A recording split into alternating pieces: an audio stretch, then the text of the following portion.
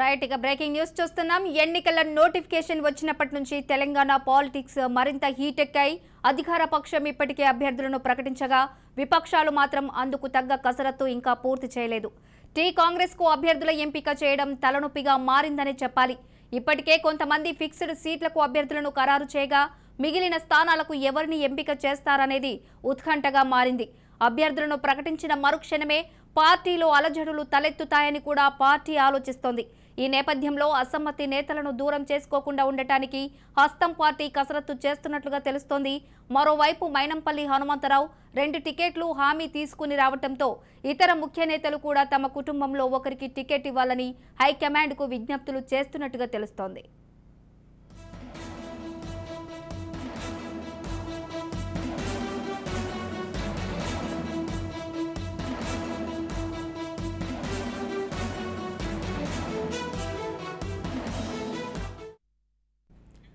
ఎన్నికల నోటిఫికేషన్ వచ్చినప్పటి నుంచి తెలంగాణ పాలిటిక్స్ మరింత హీట్ ఎక్కాయనే చెప్పుకోవాలి. ఇక కాంగ్రెస్ అయితే అందుకు తగ్గ అభ్యర్థుల ఎంపిక చేయడం తలనొప్పిగా మారిందని చెప్తోంది. రైట్, ఇదే అంశానికి సంబంధించి మరింత సమాచారం మా ప్రతినిధి జగన్ లైవ్ ద్వారా అందించడానికి సిద్ధంగా ఉన్నారు. జగన్, చెప్పండి, ఇక్కడ కాంగ్రెస్ అభ్యర్థులను ఇంకా ఖరారు చేయలేదు. ఏ స్థానం ఎవరికి ఇవ్వాలనేది తలనొప్పిగా మారిందని చెప్తుంది. ప్రస్తుతం ఉన్న అప్డేట్స్ ఏంటి? కాంగ్రెస్ పార్టీలో ఏదైతే ఎన్నికల కోడ్ వచ్చిన తర్వాత అటు బీఆర్ఎస్ పార్టీ యాక్టివ్ గా సీఎం కేసీఆర్ షెడ్యూల్ ఇస్తూ ఆ యొక్క సభల యొక్క షెడ్యూల్ కూడా రావడం జరిగింది. వాళ్ళ షెడ్యూల్ అంతా ప్రచారంలో అధికార పార్టీ ముందంజలో ఉంటే కాంగ్రెస్ పార్టీ, ప్రతిపక్షమైన కాంగ్రెస్ పార్టీ కాస్త వెనుకబడిందని చెప్పొచ్చు. ఎందుకంటే అభ్యర్థుల ఎంపిక లిస్ట్ లో ఏకాభిప్రాయానికి రానటువంటి స్థానాల విషయంలో నిన్ననే ఒక కమిటీ వేయడం జరిగింది. అయితే సీనియర్ నేత జానారెడ్డి ఆధ్వర్యంలో ఒక కమిటీ వేయడం జరిగింది. ఏఐసిసి నేత ఠాక్రే, అదేవిధంగా దీపదాస్ మున్షి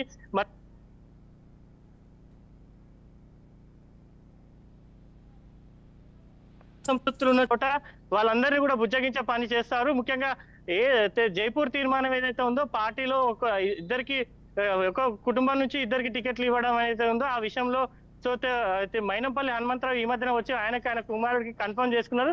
దాని తర్వాత మిగతా నేతలు, మేము చాలా కాలంగా పార్టీని నమ్ముకొని ఉన్నాం, పార్టీలోని వివిధ అనుబంధ విభాగాల్లో పనిచేస్తా ఉన్నాం, మాకు ఎందుకు ఇవ్వరు అనేసి కూడా ఇతర నేతలు కూడా అడుగుతున్నటువంటి పరిస్థితి కనిపిస్తుంది. మైనంపల్లి వ్యవహారం కాంగ్రెస్ పార్టీకి తలనొప్పిగా మారిందని చెప్పొచ్చు. ఎందుకంటే మల్రెడ్డి రామరెడ్డి కావచ్చు, సీనియర్ నేత జానారెడ్డితో పాటు ఆయన కొడుకు అడుగుతా ఉన్నాడు. అదేవిధంగా జగ్గారెడ్డి కుమారుడు కూతురు కూడా అడుగుతున్నటువంటి పరిస్థితి ఉంది. ఇతర నేతలు కూడా తమ కూతుర్లను, తమ యొక్క పరివారాన్ని కూడా దించే ప్రయత్నం చేస్తా ఉన్నారు. అదేవిధంగా దామోదర్ రాజనరసింహ కూడా తమ కూతుర్ని బరిలో దించే ప్రయత్నం చేస్తా ఉన్నారు. అందరూ కూడా కాంగ్రెస్ పార్టీలో సీనియర్ నేతలు ఎవరైతే ఉన్నారో వాళ్ళతో పాటు వాళ్ళ కూతుర్లకు, వాళ్ళ కొడుకులకు కూడా అడుగుతున్నటువంటి పరిస్థితులున్నాయి. సో ఈ నేపథ్యంలో దాదాపు 60 స్థానాల్లో ఏకాభిప్రాయం వచ్చింది కాంగ్రెస్ పార్టీకి సంబంధించి. సో మిగతా స్థానాల్లో ఏకాభిప్రాయం రాని చోట ఏదైతే ఉన్నదో, ఏకాభిప్రాయం రాని చోట వీళ్ళందరూ కూడా అసంతృప్త నేతలు ఎవరైతే ఉన్నారో వాళ్ళందరినీ కూడా బుజ్జగించే ప్రయత్నం చేస్తారు. సో మొన్నటికి మొన్న అయితే అక్కడ ఢిల్లీలో మనం చూసామైతే ఉస్మాన్ యూనివర్సిటీ సంబంధించిన విద్యార్థులు కావచ్చు, మహిళా కాంగ్రెస్ నేతలు కావచ్చు, ఇతర స్పోక్స్ పర్సన్స్ ఎవరైతే ఉన్నారో ఆ స్పోక్స్ పర్సన్ అయితే కాలువ సుజాత కావచ్చు, మహిళా కాంగ్రెస్ నేత సునీతారావు కావచ్చు, వీళ్ళందరూ కూడా ఢిల్లీలో ఉండి మాకు టికెట్లు రావాలి, మాకు టికెట్లు ఇవ్వాల్సిందే, మేము కాంగ్రెస్ అనుబంధ విభాగాల్లో పనిచేసామంటూ కూడా వాళ్ళు రిక్వెస్ట్ చేయడం జరిగింది. అక్కడ ఓయూ విద్యార్థులు అయితే గత 2 దశాబ్దాలుగా టీఆర్ఎస్ పార్టీలో ఉన్నటువంటి విద్యార్థి నేతలు అందరికీ కూడా టికెట్లు ఇవ్వడం జరిగింది. 2-3 ఎమ్మెల్యేలను కూడా గెలవడం జరిగింది. అదేవిధంగా ఒక 12 మంది కార్పొరేషన్ పదవులు ఇచ్చారు.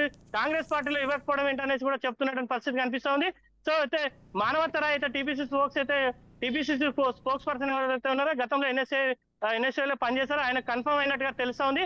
సో ఇతరత్ర ఆదిలాబాద్ జిల్లాకు సంబంధించి ఖానాపూర్ నియోజకవర్గంలో విద్యార్థి నేతగా ఉన్నటువంటి వెడ్మ బొజ్జు కూడా ఖానాపూర్ టికెట్ కన్ఫర్మ్ అయినట్టుగా తెలుస్తోంది. కొంతమంది విద్యార్థి నేతలు కూడా అకామిడేట్ చేసే పరిస్థితి కనిపిస్తోంది. అదేవిధంగా యూత్ కాంగ్రెస్ వచ్చేసి శివసేన రెడ్డి అయితే వనపర్తి నియోజకవర్గం నుంచి ఆయనకు టికెట్ కన్ఫర్మ్ అయినట్టుగా తెలుస్తోంది. సో కొంతమంది యూత్ కాంగ్రెస్ నేతలు, ఎన్ఎస్ఏ నేత బల్మూరి వెంకట్ కూడా హుజరాబాద్ ఇచ్చే అవకాశాలు అయితే కనిపిస్తా ఉన్నాయి. సో యూత్ కాంగ్రెస్ నేతలతో పాటు యువరక్తానికి కూడా టికెట్ ఇచ్చే పరిస్థితులు అయితే కనిపిస్తుంది. మొత్తానికైతే బుజ్జగింపుల కోసమే అయితే 20 స్థానాల్లో అయితే ముగ్గురేసి పోటీ పడుతున్నటువంటి స్థానాలు ఏవైతే వాళ్ళందరినీ కూడా పిలిచి వాళ్ళకి అష్యూరెన్స్ ఇవ్వడం, హామీ ఇవ్వడం జరుగుతూ ఉంది.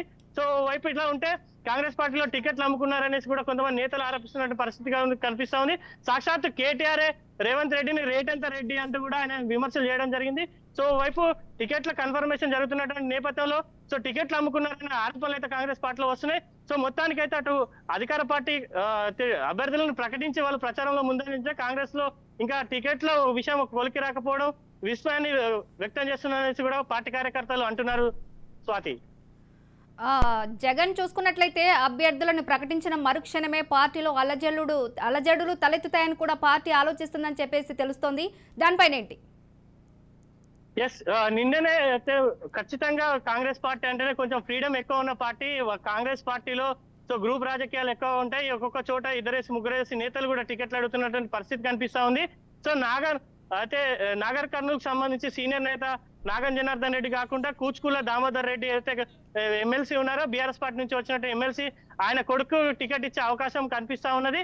సో మొత్తానికైతే ఈ అసంతృప్తులు ఖచ్చితంగా రేగుతాయి. సో నిన్ననే అయితే పిసిసి చీఫ్ రేవంత్ రెడ్డిని అయితే నాగం జనార్దన్ రెడ్డికి సంబంధించిన అనుచరులు అడ్డుకోవడం జరిగింది. నాగర్ కర్నూలు టికెట్ మాకే ఇవ్వాలి అంటూ కూడా సో ఆడ గాంధీ భవన్ లో గొడవ చేసినటువంటి పరిస్థితి కనిపించింది. మొత్తానికైతే ఈ అసంతృప్తులు అయితే చాలా చోట్ల ఉంటే ఎల్బీనగర్ లో కూడా దాదాపు ముగ్గురేసి నేతలు కూడా అయితే టికెట్ అడుగుతున్నట్టు పరిస్థితి కనిపిస్తా ఉన్నది. సో అయితే ఎల్బీనగర్ తో పాటు ఇబ్రహీంపట్నం కావచ్చు, మిగతా స్థానాల్లో చాలా స్థానాల్లో కూడా ముగ్గురేసి నేతలు ఉన్నారు. సో ఇక్కడ ఎవరికి ఇస్తారు, ఒకరికి ఇస్తే ఒకరు అయితే ఇండిపెండెంట్ గా దిగి వాళ్ళని ఓడించే ప్రయత్నం చేస్తారు. ఇట్లాంటి పరిస్థితులు తలెత్తకుండా ఉండడానికి 4 మెన్ కమిటీ వేయడం జరిగింది. ఆ 4 మెన్ కమిటీ వాళ్ళకు పార్టీ నుంచి అష్యూరెన్స్ వివిధ పదవులు కానీ, సో ఒకవేళ ప్రభుత్వం ఏర్పడిన తర్వాత కార్పొరేషన్ పదవులు కానీ ఇతరత్ర నామినేటెడ్ పోస్టులు కానీ ఇచ్చే హామీ ఇస్తుందనేసి కూడా కాంగ్రెస్ పార్టీ వర్గాలు చెప్తా ఉన్నాయి. జగన్ ఇంకొకటి చూసుకున్నట్లయితే ఈ అభ్యర్థుల ప్రకటన నేపథ్యంలో అసమ్మతి నేతలను దూరం చేసుకోకుండా ఉండటానికి కూడా హస్తం పార్టీ అయితే కసరత్తు చేస్తున్నట్టుగా తెలుస్తోంది. మరి పార్టీ నేతలు ఎక్కడ ఏమన్నా వేరే పార్టీకి మొగ్గు చూపే అవకాశం ఏమైనా కనిపిస్తోందా? 100% టికెట్ రాని నేతల్ని కూడా అటు వైపు బీఆర్ఎస్ పార్టీ వాళ్ళ వైపు చూస్తా ఉన్నది. ఎందుకంటే మేడ్చల్ మల్కాజ్గిరి డిసిసి అధ్యక్షుడు నందికంటి శ్రీధర్, సో అదేవిధంగా మెదక్ డిసిసి అధ్యక్షుడు కంటారెడ్డి తిరుపతి రెడ్డి ఇద్దరు కూడా బీఆర్ఎస్ పార్టీలో వాళ్ళకి ఎక్కడ కూడా మైనంపల్లి రావడంతో వాళ్ళిద్దరు కూడా బీఆర్ఎస్ పార్టీలోకి వెళ్ళిండి. ఎక్కడెక్కడ అసంతృప్తి నేతలు ఉన్నారు కాంగ్రెస్ పార్టీలో, కాస్త బలం ఉన్నటువంటి నేతలు ఎవరైతే ఉన్నారో వాళ్ళ మీద బీఆర్ఎస్ పార్టీ ఫోకస్ పెట్టింది.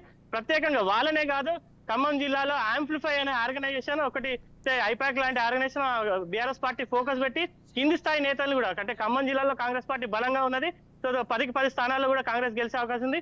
కింది స్థాయి నేతలు సర్పంచ్ ఎంపీటీసీలను కూడా ఫోకస్ చేసి వాళ్ళకి ఏం అవసరం ఉన్నాయి, వార్డు మెంబర్లతో సహా వాళ్ళకి ఏం అవసరం ఉన్నాయి, మీరు అందరూ కాంగ్రెస్ పార్టీలో ఉన్నటువంటి వార్డు మెంబర్లు సర్పంచ్లను కూడా ఇప్పటికే పూర్తి స్థాయిలో ఫోకస్ చేసింది బీఆర్ఎస్ పార్టీ.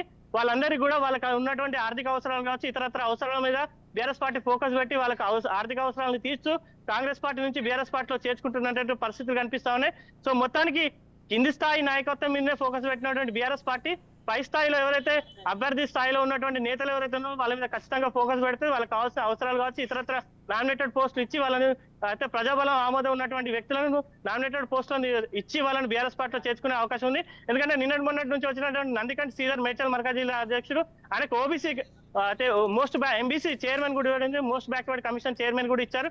ఇలా అయితే కాంగ్రెస్ పార్టీలో కొంత జనామోదం ఉన్నటువంటి నేతలు కూడా బీఆర్ఎస్ ఫోకస్ పెట్టింది. వాళ్ళందరూ కూడా ఖచ్చితంగా తీసుకొని, ఎందుకంటే ఏ రకంగా మోరల్ గా కూడా కాంగ్రెస్ పార్టీని పైచేయి సాధించాలనేసి కూడా బీఆర్ఎస్ ఆలోచనలో ఉన్నది. వాళ్ళపైన అయితే ఫోకస్ అయితే పెట్టింది. స్వాతి, జగన్ ఇంకొకటి చూసుకున్నట్లయితే మన టీపీసీసీ అధ్యక్షుడు రేవంత్ రెడ్డి ఎక్కడి నుండి పోటీ చేసే అవకాశం ఉంది? టీపీసీసీ అధ్యక్షుడు అయితే కొడంగల్ నియోజకవర్గం చెప్తా ఉన్నారు, ఎల్బీనగర్ నియోజకవర్గం చెప్తా ఉన్నారు. ఎల్బీనగర్ నియోజకవర్గంలో మదియాస్కితో పాటు దర్పల్ రాజశేఖర్ రెడ్డి, అదేవిధంగా జక్కిడి ప్రభాకర్ రెడ్డి, అదేవిధంగా మర్రి రామరెడ్డి లాంటి నేతలు ఉన్నారు. అక్కడ రెడ్డి సామాజిక వర్గం ఓట్లు దాదాపు 40 నుంచి 50,000 ఓట్లు నల్గొండ రెడ్లు కీలకంగా ఉన్నారు. కాబట్టి రేవంత్ రెడ్డి హైదరాబాద్ అయితే మేడ్చల్ అయితే ఆయన ప్రాతినిధ్యం వహిస్తున్నటువంటి మల్కాజ్గిరి పార్లమెంట్ పరిధిలో అయితే ఎల్బీనగర్ కూడా ఉంది, ఉప్పల్ కూడా ఆలోచన చేస్తున్నట్టు తెలుస్తుంది. ఈ 3 కాన్స్టిట్యూన్సీల మీద కొంత క్లారిటీ రావాలంది. కాకపోతే రేవంత్ రెడ్డి కొడంగల్ నియోజకవర్గం వైపే మొగ్గు చూపుతున్నట్లయితే మనకు తెలుస్తా ఉంది. ఈ 3 కాన్స్టిట్యూన్సీలో ఎల్బీనగర్, ఉప్పల్, కొడంగల్ 3 కాన్స్టిట్యూన్సీలో ఏదో ఒక కాన్స్టిట్యూన్సీ నుంచి రేవంత్ రెడ్డి పోటీ చేసే అవకాశాలు అయితే కనిపిస్తా ఉన్నాయి. ఎందుకంటే ఇక్కడ హైదరాబాద్ పరిధిలో కాస్త కాంగ్రెస్ పార్టీ వీక్ గా కనిపిస్తుంది, బీఆర్ఎస్ బీజేపీ కొంత హైప్ లో కనిపిస్తుంది. అంటే గత గ్రేటర్ ఎన్నికల్లో చూసినట్టయితే